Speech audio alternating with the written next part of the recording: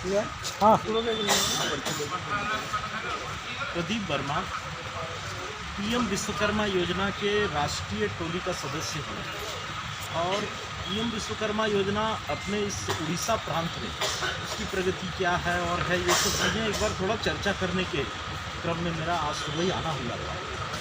और पूरे राज्य में पीएम विश्वकर्मा योजना जो प्रधानमंत्री जी की एक बड़ी महत्वाकांक्षी योजना है, ऐसा समाज जो अपने हाथ के हुनर को औजार बना करके अपने लिए रोजगार के अवसर उत्पन्न करता है, देश के समृद्धि में योगदान देता है, उनकी बहुत बड़ी संख्या है। विशेष करके उड़ीसा जैसे राज्य में जहां आर्थिक रूप से पिछड़े हुए लोगों की संख्या बहुत ज़्यादा है, प्रधानमंत्री जी की योजना वरदान की तरह है।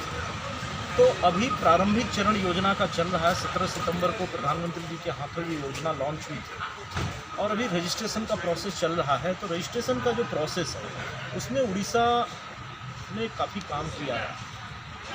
हमारे इस योजना के प्रदेश संयोजक समीर मोहंती जी और को कन्वेनर हमारे सूरत जी, इन लोगों के नेतृत्व में जोनल टीम और नीचे जिला और विधानसभा स्तर पे जो संगठन की रचना है उसने बहुत मेहनत करके गांव-गांव जा करके ऐसे लोगों को चिन्हित करने का काम किया है जो हाथ के हुनर को से अपना रोजगार कमाते हैं और उनको इस योजना में रजिस्टर्ड कराया है। पूरे देश में हम समझते हैं कि उड़ीसा इस काम में सबसे आगे है।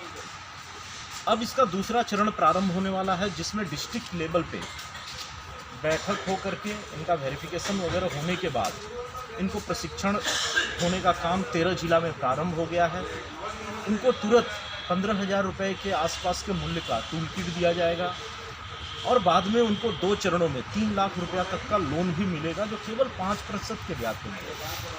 फिर उनके द्वारा उत्पादित जो प्रोडक्ट है उसके मार्केटिंग की भी व्यवस्था इसमें। तो कुल मिलाकर के योजना ऐसे कारीगरों के लिए, ऐसे कामगारों के लिए एक चमत्कार की तरह है और पहली बार देश में किसी सरकार ने, किसी व्यक्ति ने संवेदनशीलता के साथ इस समाज के बारे में सोचा है। तो एक बहुत बड़ी योजना है, प्रधानमंत्री जी के लिए एक बहुत महत्वाकांक्षी योजना है। इसमें उड़ीसा बहुत अच्छा कर रहा है। किसी लाभार्थी से आप मिले हैं, किसी योजना का फायदा उनको हो रहा है? अभी जैसा मैंने बताया कि लाभार्थी का प्रारंभिक चरण, अभी लाभार्थी का चयन की प्रक्रिया चल रही है। 4.5 लाख से अधिक लाभार्थी का चयन करके उनका रजिस्ट्रेशन CSC के माध्यम, केवल उड़ीसा का बता रहा हूँ, 4.5 लाख से अधिक लाभार्थियों को चयन करके हमारी उड़ीसा के संगठन में उनको रजिस्ट्रेशन कराने का काम कर दिया है। इसमें से 13 जिलों में उनका प्रशिक्षण भी प्रारंभ हो गया है। 5 दिन से 15 दिन का प्रशिक्षण होगा। प्रशिक्षण के बाद उनको लाभ मिलने लगेगा। सर, ये लोग जो चीज़ें बनाते हैं उनको मार्केटिंग की तरह, जिससे आप जैसे बताइए कि मार्केटिंग के लिए भी सोचा जा रहा है, ये प्रोडक्ट सिर्फ भारत के अंदर ही सीमित रह जाएगा या फिर विदेशों में भी इसकी मार्केटिंग किया जाएगा? तो देखिए, हमेशा से हमारे जो लोकल प्रोडक्ट है उनका विदेशों में बहुत मांग रही है। समय समय पे अनऑर्गेनाइज तरीके से कुछ NGO हैं, कुछ सरकारी संगठन भी कई बार इनके प्रोडक्ट को विदेशों में मार्केटिंग करते हैं, लेकिन पहली बार ऑर्गेनाइज तरीके से इन चीज़ों को अलग अलग आर्टिसन के द्वारा उत्पादित जो प्रोडक्ट हैं उसको मार्केटिंग की इसमें एक बहुत व्यापक योजना बनाई गई। तो सबसे पहले उनका प्रशिक्षण, उनके द्वारा प्रोडक्शन करने के लिए उनके लिए पूंजी का जुटान और बाद में उनके उत्पाद का मार्केटिंग, ये पूरी योजना का ये चरण है। अभी पहला चरण पूरा होने वाला है जिसमें हम इनको चिन्हित कर रहे हैं, रजिस्ट्रेशन कर रहे हैं। और एक चीज़ मुझे विशेष रूप से बताना है कि इसमें बहुत महत्वपूर्ण भूमिका राज्य सरकार की है, क्योंकि ये पूरी योजना का क्रियान्वयन, प्रशिक्षण, उनका चिन्हितीकरण, ये सारा स्टेट के द्वारा होना है। तो डिस्ट्रिक्ट कमिश्नर के लेवल से इस पर जितना ध्यान देना चाहिए कई जिलों में देखा जा रहा है कि वो नहीं है।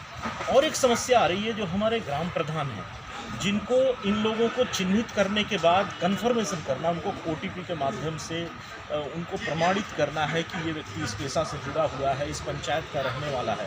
तो जो प्रधान या सरपंच हैं उनके स्तर पे भी अभी थोड़ा जागरूकता का अभाव है, प्रचार प्रसार का इस योजना का अभाव है। अभी तक ये जो 4.5 लाख रजिस्ट्रेशन हुआ है ये हमारे संगठन के लोगों ने जा करके किया है। राज्य सरकार को थोड़ा इसमें और ध्यान देकर के इस योजना के लाभ का प्रचार प्रसार करके और बहुत बड़ी संख्या में लोगों का रजिस्ट्रेशन करवाया जा सकता है। राज्य सरकार क्यों सहयोग नहीं कर रहा है? इतना अच्छा योजना अगर है, देखिए, कई बार लोगों को हर चीज़ को वोट बैंक की राजनीति से जोड़ के देखने का एक ये रहता है। तो कल्याणकारी योजनाओं में भी कई बार हम लगता है कि किसी का वोट बैंक न तैयार हो जाए, ऐसी कई चीज़ों की मानसिकता रहती है। लेकिन हम तो कहते हैं झारखंड, ये उड़ीसा जैसा राज्य जहाँ पे बहुत बड़ी संख्या में आर्थिक रूप से पिछड़े हुए लोग हैं, कामगार हैं, उनके हित में सभी को मिलजुल कर इस योजना का लाभ उठाना चाहिए। बहुत बहुत धन्यवाद।